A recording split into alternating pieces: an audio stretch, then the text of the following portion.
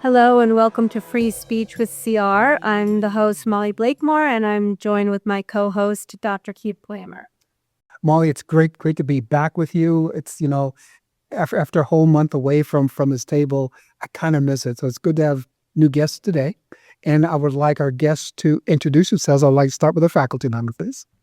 Hello, I'm Kendra Guimaraes, and I teach English and adult intermediate education for College of Redwoods.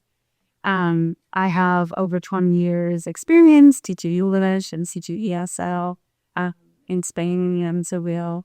I have my master's in fine arts in creative writing, and so a particular interest to this podcast today because we'll be talking about our CR portal. Wonderful. Thank you. Hi, I'm Ishika Sidhu, and I am the Vice President of Iska and one of the founders of the CR Concord. And it's a pleasure for inviting us and having the opportunity to talk about the paper Redwoods.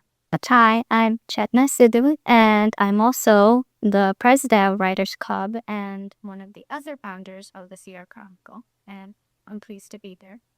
Thank you. So here's my first question for you is, why did you want to start the CR Chronicle student newspaper? What was the idea and the rationale behind it? Do you have to answer or should I? I can start. Okay. One of the reasons he started was community. We wanted to have a space for the CR community, not just here on the main campus, but all the other campuses as well, to find a space what everyone is doing and maybe promote all the events from all the different campuses. Because by multilingual club members, we knew we were doing the language exchange, but a lot of people on the main campus didn't know what that was and they were interested. So we just wanted to find about plates or format where everyone could find about everything that was going on all the campus. What do you think? Yeah, I think that sums it up. But remember when we were like, I wish we knew where all the events were, like a place where we could find out what everything is. And then we're like, oh, we should start a student newspaper. And that's how it began. Thank you. So I'm wondering, Kendra, why did you want to get this started with the students, and why did you want to be the advisor?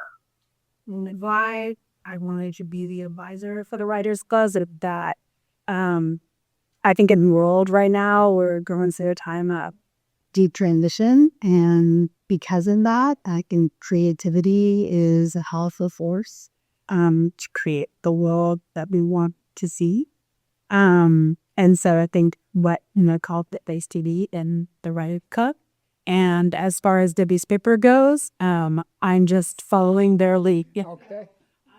They have this idea to create more representation on campuses, to put a spotlight in like downtown, and hopefully KT. We got our first mission from KT, an art piece and a poem.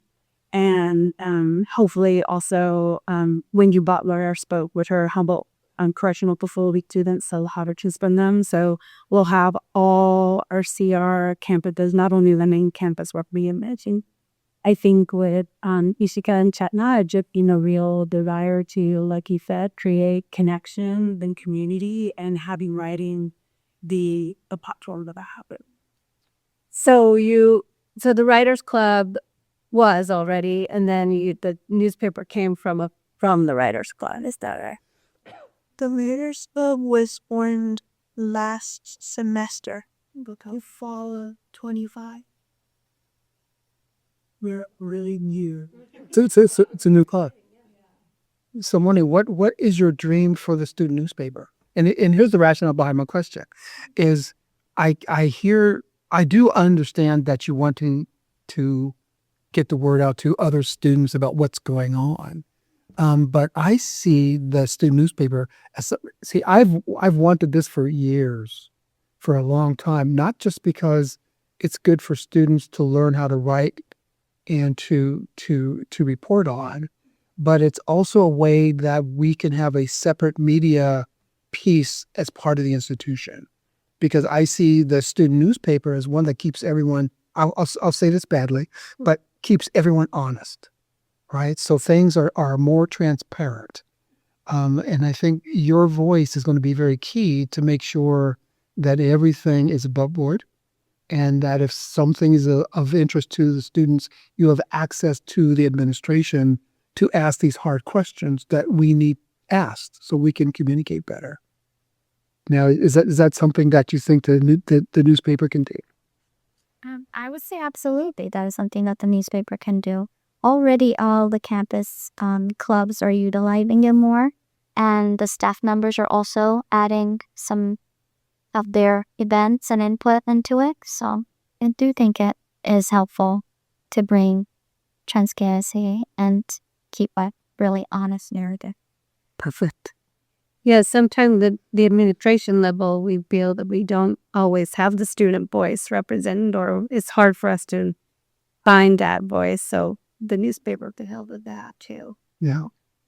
It just helps us to be able to administrate better, if that's the word, but also it's a way for us to be more transparent about what our thoughts are and also get feedback from students about, okay, what do you think of this?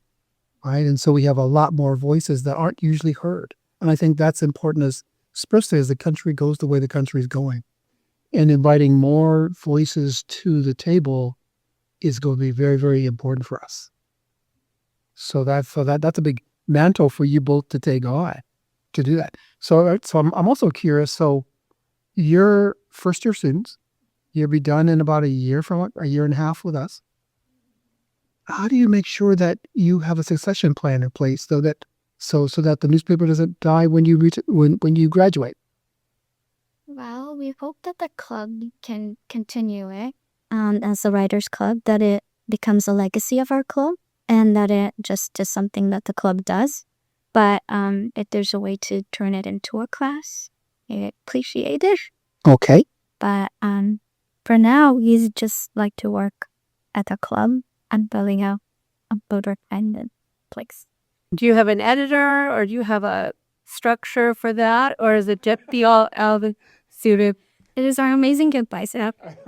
And I must like It be amazing, Chetna and Ishika. I think we are putting that in play. Okay, the structure is happening. Chetna and Ishika launched our first edition in February, and then our second edition was launched, and then we were like, okay, what features do we want to see regularly? What's the system? So it is sustainable, like what's everybody can do in terms of like editing, giving up new ways to edit what comes. So we've kind of been crafting the shit up we're sailing in. But I was thinking of, to answer your question, we had a really interesting talk over our last meeting about just the role of having op-eds in the paper, and that's just how culturally op-eds haven't been separate from news. So like if what you were saying of truth, I think these two are real truth seekers and great at approaching things with curiosity and openness and objectivity, which I think are powerful journalistic strengths. And then we talked about let's have an op-ed page for all of the opinions, and then also let's have truth seeking in our news, which I think it's a distinction that's blurry right now in our media. It is. It was just an interesting talk that we were all sharing our perspective on. Yeah. That is very interesting that the editorial piece has kind of taken over the news part of our media, and we're seeing silos and corporate takeovers, and so a lot of the voices are getting silenced. Are you talking about that in your club? And is this something that inspired you to start the newspaper? Or how do you feel about that? Absolutely. I think it was running the warren trees that it was in our mind for a long time, but I think we kept the more than launches or want to have to do it. I mean, it's something that a lot for the campus to add, but also like to be used as a tool for good and to hear people's voices, and maybe voices that maybe get over how not listen to his own trying to say. No. Yes, we definitely were thinking about that when I was thinking. How do you find your stories?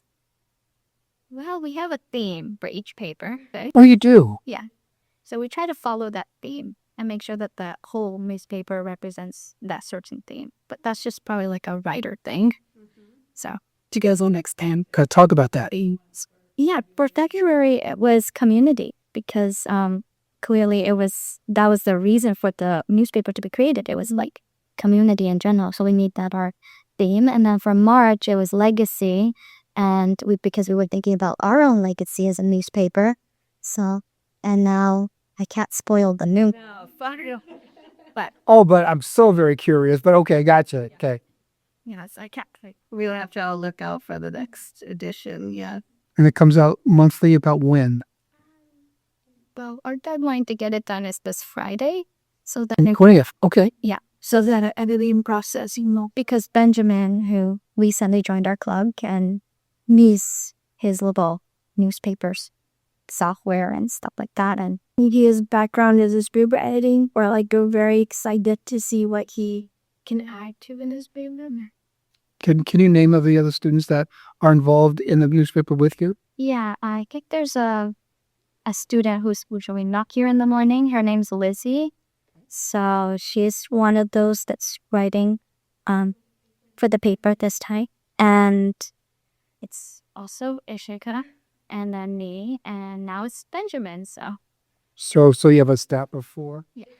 It's slowly expanding. Slowly expanding. Staff of 2. Okay. You're right. It was a staff of 2, and now it's a staff of 4. Plus the Pro. that's true. Yeah, and this could be a plug if anyone more knows someone who's interested in taking part in the Writers Club and joining the newspaper. We will love, or has a story, or have a shiver and get that they should story. Yeah, it would be a great time for the people to contact either myself or Chetna.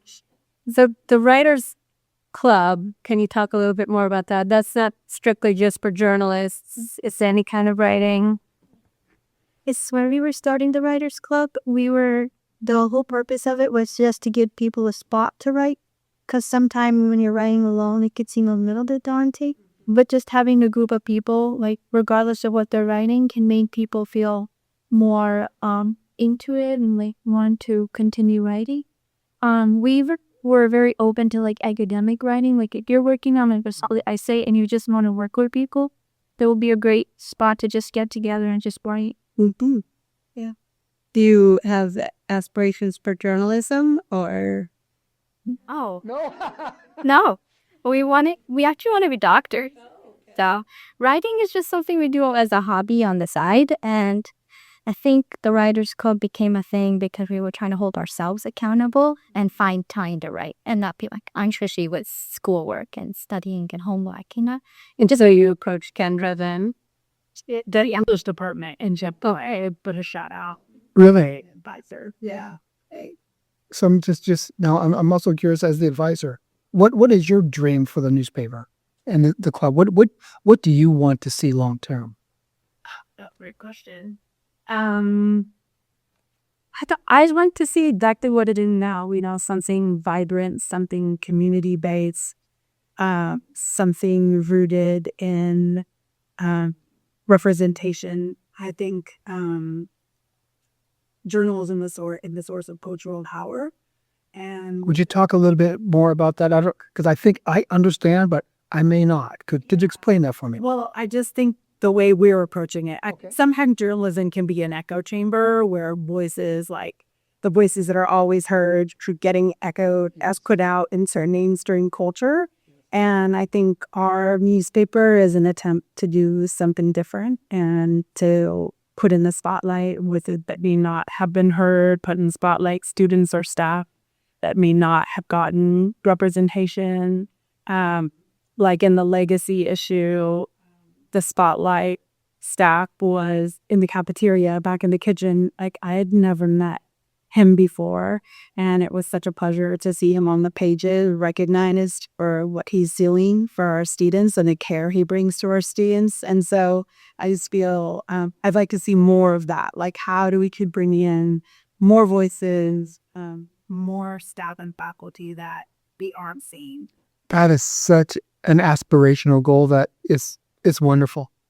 It's wonderful. But please. So our podcast is Free Speech with CR. And so I was wondering if you had any ideas about how journalism and the newspaper relates to free speech and can help the cause of free speech? Any of you?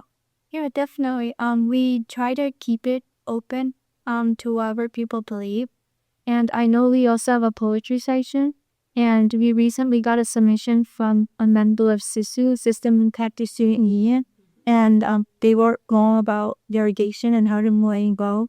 And I think that it was a wonderful piece to add in the addiction, just because it does give voice to someone else's struggles that are universal. So they will connect with other people, but also it gives a chance of maybe people who never experienced it and might have some stigma next it in their lives. Oh, these people are just like us, they just had some problem, but everyone does, and they got open on, and it's a great way to give like free speech and what people are feeling into the paper.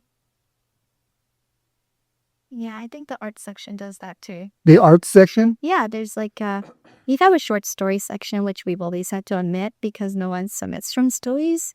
But the art pieces do also, they demonstrate each other. Visual art. Yeah, like it could be photography, it could be just your own drawings and digital art.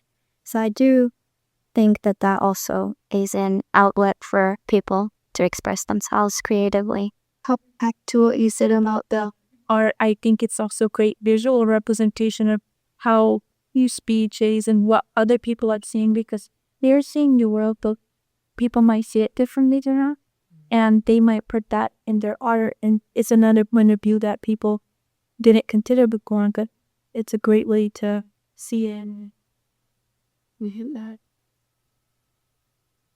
So please, Kendra. I was just gonna say that I think our newspaper, because of which I do it really has a foundation of kindness. And I don't know if you feel this, and that I even feel it in their responses. And I think that kindness is a quality that kept overlooked. Yes. But I had to like hit vital around this free speech issue. Like if we're rooted in respect and rooted in kindness, it brings back a lot of just human dignity. I was just reflecting, but what you were saying, I think I bring that to the PR Conroe, and I will like love to see that. Or not even. More journalism. What does that mean? In your mind, what does that look like? What does kindness in journalism look like? I think it's about human dignity. I think it's about truths. I think it's about connection, not sensationalism.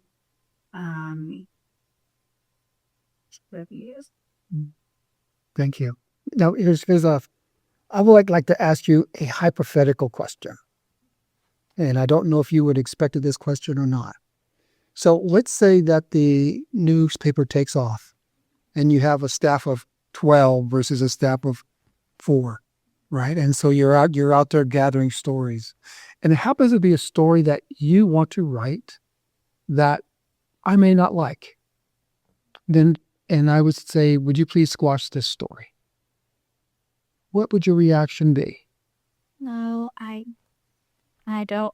I respect CR, but I think the students should have a word. At least they should be. I think we could find a compromise here to my story somehow. What do you think? I agree with what she's saying. I think that movie, then you can work around it to put everyone and what they believe in it. The module is not earning anymore, and then it's just how they're viewing the law. I think it is a story that should be worth considering. As the advisor, I'm curious. Yeah, we talked about it. Oh, did you already talk about this too? Oh, so you're ready for the question. Meeting it came up about the potential for a story not being liked. Yeah. And Benjamin brought it up about the importance of authenticity, that if you're speaking from a place of authenticity, then you can stand beside your team. Yes. And then you might not be loved for it, but you can stand by it for its veracity, for its authenticity. So yeah, we talked about that. And I loved your take on that, Pete, that someone like you're like, I hate the story. Like it's the potential for dialogue and like further understanding. versus provocation. You are describing something that we're missing as a country is how do we dialogue with something we don't agree with? And so now I'm beginning to understand the rationale behind the newspaper is that you want to bring dialogue back into the lexicon, right? What a wonderful answer. I really appreciate that. That's terrific. It's good. What things can the administration do to support your work, both as students and the advisor, to make sure that your dream continues? What can we do? I think for also we're struggling with currently is sustainability. Would you talk to us a little bit what that means? Yeah, of course. When we wrote the paper, It was a little smaller, in terms of like ages, so it didn't cost us and the club much, especially since it was a ZMIT club. So, with the first launch, it was received very well, and we're very grateful it was, and how CRE is taking it, and it was like our vision coming true. So that was like a very nice moment. But then more students and staff and clubs started utilizing it. So we were putting their story in as well. Just because it was a lot of like things that were happening on campus, like the different club, the proximity to the events, to let everyone know what's going on as they want to drop in when they're having their event, which made it like a bit of a bigger issue. So the funding went out. So in terms of the paper, people would love to continue seeing a physical copy just because it's something that they enjoyed the first time and they want to see that continue. But because Rowley's club, the funding's a bit difficult. Yeah, also the student and like the library archives for the newspapers also with them, and it's like what you said, in this political era and life we're living right now, you never know with digital files. So it's always good to have like a paper copy just in case You never know what. that your voice might be censored, or that you might that someone might take the digital version and Alter it. yes, or that it could be altered in some like, and so just having like a physical copy in the back is also useful. Now I see lots of copies on the Eureka campus. So what are you doing to outreach to Del Norte and our KT site, or also Eureka downtown? So how do we get those students to know what you're doing and so that they can physically pick up a newspaper? when the idea started, everything changed. I know she emailed that. Thank you, Kendra. She was emailing many people and would like, don't worry, I got it, guys. I'm on it. So we never really had to worry about that. So that's what she's wondering, like, But then we also had 80 copies the first time, which all got taken for the main campus portion. And the goal was to save some, but a lot of the places on campus really wanted some, so We were running out, and I know a couple people from the other campuses had to come to the main campus. Just to get some. yeah, so that was a problem. And then like this mic issue, it was very limited due to like funding. So we didn't even have as many as we did last time. So you had to do another launch party. Because the paper was longer, 4 pages. Tour. Yeah, so we did like 26 copies. So now we're learning from our learning, yeah. And with this one, we're like because more people have joined and they have different skills. Yes. And so we're going to utilize it and see what people want to work on and what we can do for the paper to make it more sustainable as well as reach everyone, which is the goal. Thank you. I just want you all three to know that what you're doing is critical, not just to the mission, but to our county, our area, and our country. So don't give up, and please get a budget. Let us know what you need, and let us do our job to help you find money to make this successful. This is way too important to have it die because you don't have enough pennies or dimes, right? This is very important. Molly, please. I just have one last question for you as young people. I'm always very curious where you get your news, because I know it's harder and harder to find one place that everyone trusts and reads, and will we all go to get the same stories, and it's very fractured. And so I'm just wondering where it is you consume your news. For like the campus. Just you personally. Yes, what's going on in the world and who you trust to tell you the truth and how you discern that, maybe. What a great question. I'm curious the answer on this one. Yeah, been watching a lot of independent news media. Yeah, because they're not owned by the corporate media. So, and our dad watches like international news. So, like, he gets like a American view of it. A non-American view? Yeah, I'm gonna say Okay, which is accurate, which is true. That's good. I'm glad you're talking. Yeah, so independent, where would you find that, and how do you know that it's truly independent? Well, there are I think websites you can go to see like what news sources you're watching and how like if they're doing one side, but how much are they doing on that side, so you can tell. Yeah, and usually groundings helps with that too. Yeah. What does? It's like ground news. It's like something that you can look at the different articles when we're researching and see what the point of view is like. Is it 2 to the right or 2 to the left, and how much, because at my old university there was there were sisters, and they would tell us that you have to know both sides. So I've always grown up trying to find both sides. That's a good balance. That's good. Yeah. And that the truth lies between us. Always. So that Is all there. is something I've taken with me. May I suggest a story? Yeah. That is, and it's something that you've already talked about, and that is critical thinking skills, and how do we educate students, especially coming up to the midterm elections and then the next election, is how do we get people to understand what's truth and what is independent and what's not truth, right? And so that's a story that I would encourage you to write, so we can get all educated about what do we look at as we move forward. It was a wonderful idea. Oh, well, thank you. Yeah. And we're excited to dig into it. I'm excited for you to dig into it. Thank you so much. Yes, thank you for joining us.